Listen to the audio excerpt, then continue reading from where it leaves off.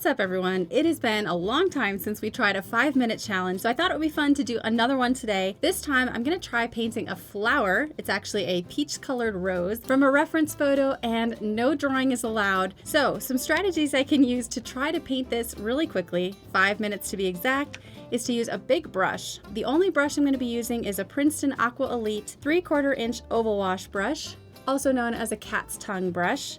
It has a lovely wide base, but a beautiful pointed tip, so you can use it for a lot of different things. You can also turn it on its side and essentially get 3 brushes in one. So we're gonna see if this works okay for our rose painting today. I'm gonna keep it really simple with just 2 colors. I'll be using my Gamboge Nova, that's a Holbein color, and my Winsor Newton transparent orange. Okay, I don't know if I'm ready for this. I'm not really a flower painter, but I'm gonna give it my best shot. Here's my timer on my phone. We're gonna hit start and just go for it. Here we go.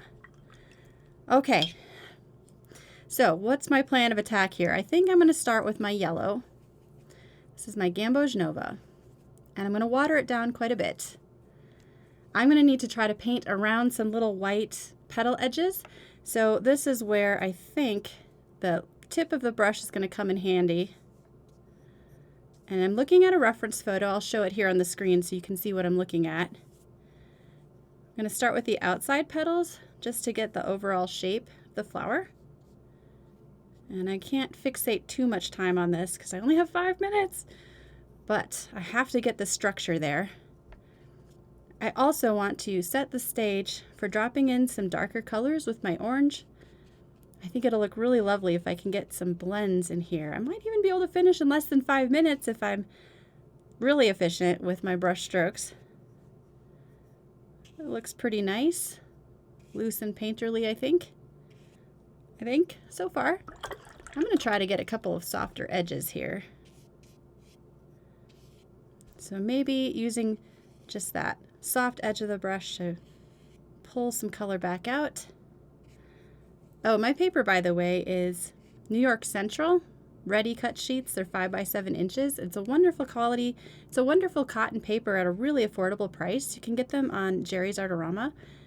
So if you're looking for a less expensive cotton paper to do fun little exercises like this on, this is a great option. Cool. I'm actually really happy with that so far. And that was only 2 minutes, less than 2 minutes. So I'm going to rinse out the yellow. Now when I drop in my orange, I need to match the wetness level so that I don't accidentally cause explosions or suck up some of the paint that's already there with a thirsty brush. So let's try out what we've got here. That's still a little creamy. I'm going to drop in my transparent orange. I want to isolate this more in the center of the flower where we've got darker values. And now I'm really just using the tip of the brush. I can use this to carve out some of those white petal edges a little bit more carefully. The goal is to have a good combination of soft and hard edges in a painting like this to make it even more expressive and interesting to look at. You want to have a variety of edges. My orange might be a little bit dirtied from a previous painting, so I probably should have cleaned that first. Oh well. So I've lightened up the value on my brush. This is a slightly lighter version of my orange by using a little bit of water. And I blot on my paper towel to control how much water's in my brush. May have already missed the wet and wet window, and some of these petals are starting to dry really quick. I'm feeling a lot less stressed now. I think it's a lot harder to paint something when you have to sketch it first in 5 minutes. And flowers are so forgiving. You can paint them loosely and expressively, and no one's going to be judging your flower based on the reference photo, because it'll look nothing like it, which is kind of cool. So if you decide to try this project, I'll leave a link in the description for this reference photo, and you can give it a try too. It's a lot of fun to challenge your speed and your skills by just setting a timer and seeing what you can achieve. Okay, I have a whole minute left, and I'm feeling pretty good about this little flower. So now I can just take my time, finesse some little edges and shapes, drop in more of the orange in some of these outer petals. The orange is really serving to create a shadow tone, helping the petals come forward in space by providing much needed contrast and depth. And I want to leave the white edges to represent the petal tips, which are essentially coming towards us in space. It's your values, your lights and darks, not necessarily your colors, that are going to serve to make something really stand out and look three-dimensional.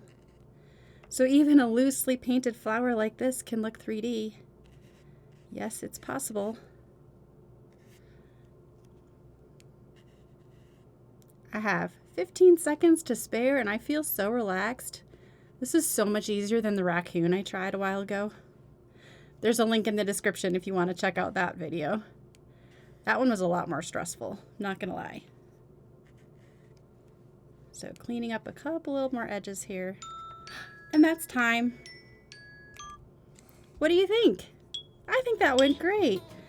I had so much fun with that. I might have to do another one of these. Let me know in the comments if you'd like to see another 5-minute flower challenge.